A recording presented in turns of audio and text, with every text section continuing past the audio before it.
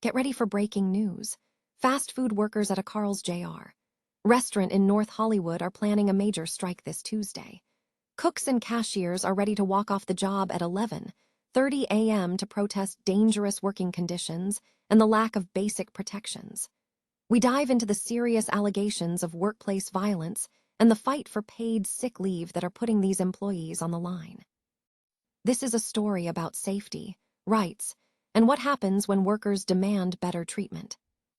Tired of dropping your phone or struggling to hold it with one hand? The PopSockets Pop Grip gives you a secure grip, works as a phone stand, and even lets you swap the top for a fresh new look. Simple, useful, and perfect for everyday phone use. Click the link in the comments to grab yours on Amazon. Next up, we look at the massive expansion happening in the world of collectibles. Ari Emanuel and Mark Shapiro's holding company, Mari, is making a bold move into the collectibles market by acquiring Collectibles. This venture is set to host 24 major events this year, bringing together everything from trading cards to major music artists like Steve Aoki. Find out how Mari plans to build on this highly engaged community and what this acquisition means for the future of fan culture. In Hollywood, the conversation is shifting towards the future of filmmaking and technology. Top artificial intelligence expert, Altman, is making a powerful statement, arguing that AI does not have to spell the end for Hollywood blockbusters. We explore Altman's vision and what this means for the creative industry as we navigate this technological revolution. And finally, a terrifying near miss in the skies over Nashville. Alarms blared in the cockpits of two Southwest Airlines planes as they narrowly avoided a collision midair. Air traffic control made a critical decision that led to a dramatic maneuver to prevent disaster. Stay with us as we break down the investigation into this close call and what the Federal Aviation Administration is finding out. Don't miss the rest of the story. Fast food workers at a Carl's Jr. restaurant in North Hollywood are poised to strike Tuesday, protesting severe safety concerns and alleged denial of paid sick leave. Cooks and cashiers at the location on Lancashire BLVD plan to walk off the job at 11:30 a.m. to demonstrate against unsafe working conditions and inadequate protection from aggressive customers. The striking employees cited frequent incidents of harassment, robberies, and physical assaults as primary drivers for their action. They alleged that management has failed to provide necessary safety training or allow time off to recover from job-related injuries. In a complaint filed with Cal OSHA and the California Labor Commissioner's Office, workers stated they are often required to work while sick or injured. They reported being subjected daily to aggressive and violent behavior from angry customers, including being yelled at and having food thrown at them. Furthermore, they detailed several violent attacks and robberies over the past year that resulted in injuries and constant fear. The complaint highlighted a specific July 2025 incident where an employee was punched in the face by a customer and subsequently returned to work while still injured. Workers asserted that management has been circumventing labor rights by forcing them to work while incapacitated. Beyond the immediate strike action, the employees are also appealing to the Los Angeles City Council to back a proposed fast food fair work ordinance. This legislation aims to expand labor protections, specifically targeting paid sick leave, improved scheduling standards, and comprehensive worker training programs. Ari Emanuel and Mark Shapiro's holding company, Mari, is making a strategic expansion into the collectibles market with the acquisition of Collectibles. Collectibles is a U.S.-based organization that hosts events celebrating trading cards, anime, gaming, and pop culture, boasting 24 events planned for this year with over 500,000 annual attendees.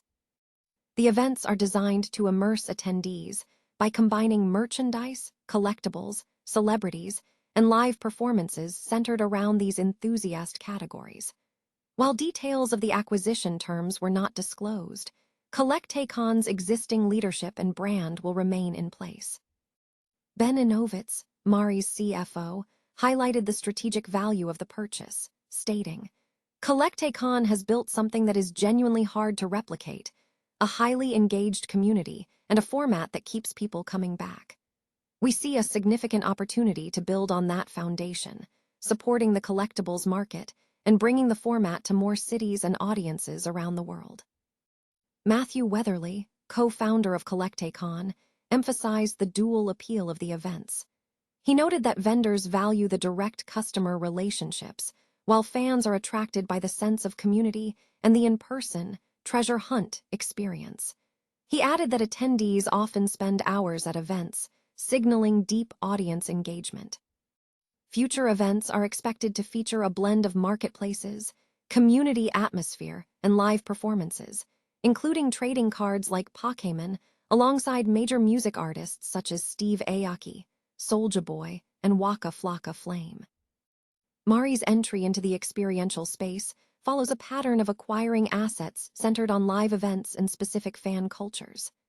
Last year, Mari launched with assets from Endeavor Group Holdings, including major tennis events like the Miami Open, Frieze Arts Festivals, and a majority stake in the automotive auction house and lifestyle brand, Barrett-Jackson.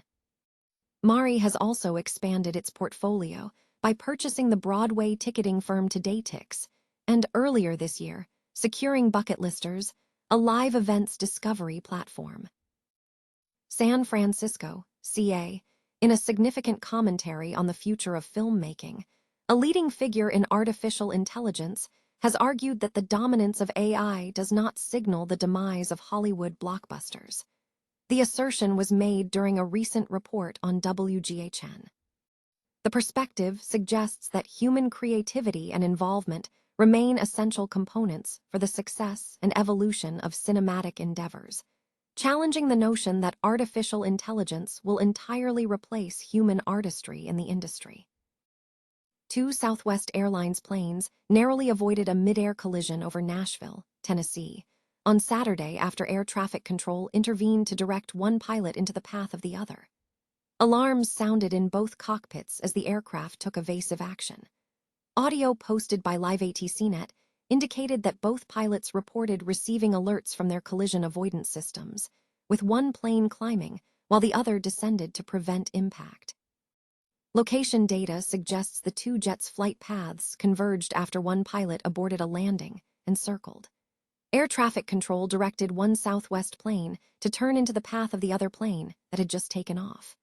Reports from local Nashville media indicate that Southwest Flight WN507 was directed to turn right during a go-around, placing it in the path of departing WN1152. ADSB data showed the two jets passing just 500 feet apart vertically.